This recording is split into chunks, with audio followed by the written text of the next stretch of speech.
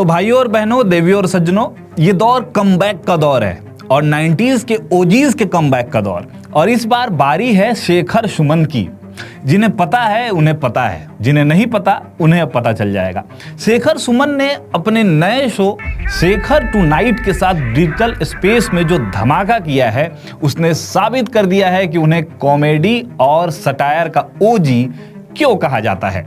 90 के दशक में मूवर्स एंड शेकर्स से लेट नाइट टॉक शो की परिभाषा बदलने वाले शेखर सुमन एक बार फिर अपने पुराने तेवर, तीखे अंदाज और गजब के चार्म के साथ लौटे हैं।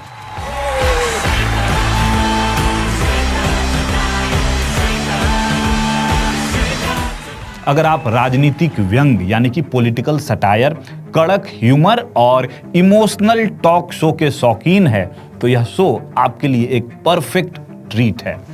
इस शो में खास क्या है, आइए जानते हैं, और क्यों यह शो इस समय हर तरफ वायरल हो रहा है और आपको क्यों बिल्कुल यह शो मिस नहीं करनी चाहिए। बीजेपी इन्वेस्टेड ओनली 10 टका on jhalmuri and won the entire elections hands down। मात्र 10 रुपए की झालमुड़ी में सारा काम निपट गया। अपने शो की शुरुआत में ही शेखर सुमन एक बेहद सॉलिड लाइन कहते हैं, ये हंसने हंसाने का शो नहीं है, it's not a comedy show, ये जगने जगाने का शो है। और इसके बाद वो जिस तरह का स्टैंड अप मोनोलॉग डिलीवर करते हैं वो वाकई गर्दा उड़ाने वाला है। आज के दौर में जहां ज्यादातर शोज किसी न किसी पाले में खड़े नजर आता है, वहीं शेखर सुमन ने बैलेंस्ड और नीडर तरीके से कॉमेडी का सटीक उदाहरण पेश किया है। उन्होंने करंट गवर्नमेंट से लेकर अपोजिशन तक सबको बराबर तरीके से धोया है। पेट्रोल से याद आया, पेट्रोल की बचत करने के लिए कई मंत्री, मुख्यमंत्री और नेता साइकिल, बस, ऑटो और ट्रेन में सफर करते हुए कैमरा में नजर आए, लेकिन उनके साथ चलने वाले, उनके स्टाफ, उनकी सिक्योरिटी और मीडिया की ढेरों गाड़ियां कैमरे से दूर रहीं। कुछ लोगों का यह भी कहना है कि कांग्रेस ऐसा क्यों नहीं कर रही है।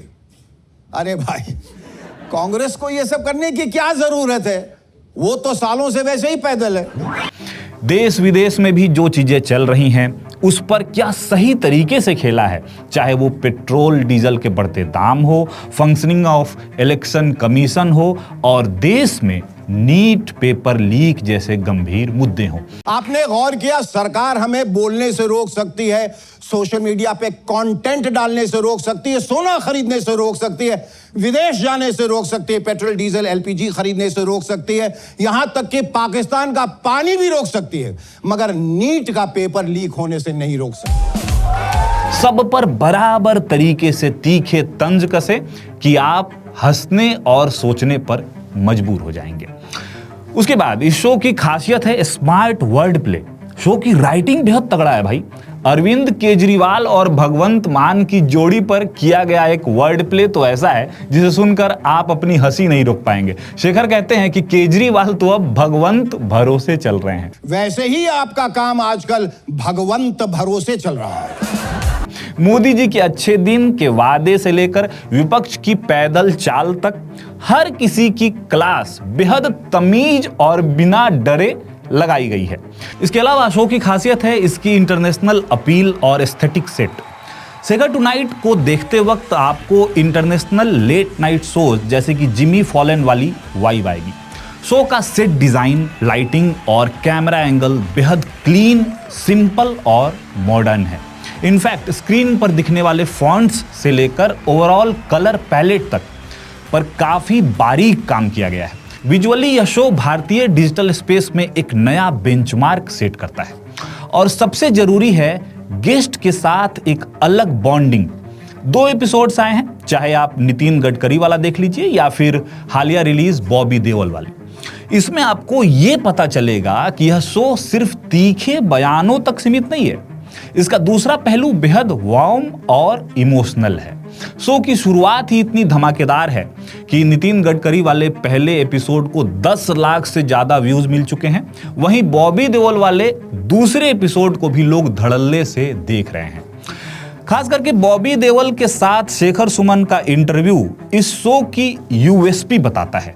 जैसे ही बॉबी स्टेज पर आते हैं, शेखर जिस गर्मजोशी से उन्हें गले लगाते हैं, यह केवल बॉबी को ही नहीं बल्कि स्क्रीन के उस पार बैठे दर्शकों को भी एक सुकून और अपनापन देता है। उसके बाद इंटरव्यू में जहां एक तरफ धर्म जी को याद करके पुरानी यादें ताजा होती हैं, वहीं बॉबी के शानदार कमबैक की कहानी भी सामने आती है। सलमान खान, प्रकाश झा और फिल्म एनिमल के दौर को लेकर हुई बातें आपका दिल जीत लेंगी। एनिमल जब लगी उसके बाद में मैं जहाँ भी जा रहा हूँ तो बच्चे मुझे मिलना चाहते हैं। मैं बोल रहा हूँ इन्होंने फिल्म कैसे देख ली, तो अडल्ट फिल्म है। अब बात कर लेते हैं कि क्या खास है इस शो में और क्या इसकी ताकत है और कहां है सुधार की गुंजाइश। खूबियां तो बहुत सारी हैं, जैसे पंच लाइंस और सटायर का लेवल बेहद हाई और इंगेजिंग है, इंटेलिजेंट है, एडिटिंग बहुत टाइट है। हालांकि ये खामी जरूर है कि कुछ जगहों पर शो को क्रिस्प रखने के चक्कर में गेस्ट की बातों को थोड़ा ज्यादा ही काट दिया गया है, क्योंकि ये मांग दर्शकों की भी है कि भले आप 5-10 मिनट शो की टाइमिंग को बढ़ा दीजिए, लेकिन गेस्ट की बात को आप मत काटिए। तो एक अच्छी बात यह भी है कि शेखर सुमन स्क्रीन पर जितने पुराने हो रहे हैं, उनका अंदाज उतना ही निखरा हुआ लग रहा है। और अब मैं आपको ये बता दूं कि आपको यह शो क्यों देखनी चाहिए। शेखर टुनाइट इसलिए खास है क्योंकि इसमें नॉस्टैल्जिया के तड़के और प्रेजेंट सिनेरियो की कड़वी हकीकत का एक लाजवाब कॉकटेल है। डिजिटल स्पेस में कुछ लोग जरूर डर रहे होंगे कि कहीं ये शो डिलीट ना हो जाए, ऑफ कोर्स इसकी बेबाकी को देखकर, लेकिन चूंकि शेखर जी ने सबकी बराबर खबर ली है, इसलिए यह शो लंबे समय तक टिकने वाला है और तहलका मचाने वाला है। अगर आप एक ऐसा शो देखना चाहते हैं जो आपको हंसाए भी, आपको थोड़ा इमोशनल करे और सबसे जरूरी आपको सोचने पर मजबूर कर दे, तो YouTube पर जाइए और शेखर टुनाइट का लुत्फ उठाइए। मेरा नाम है सत्यम प्रियदर्शी। इस वीडियो में फिलहाल इतना ही। कमेंट में आप बताइए कि आपको ये शो कैसा लगा, यह वीडियो कैसा लगा। Thank you.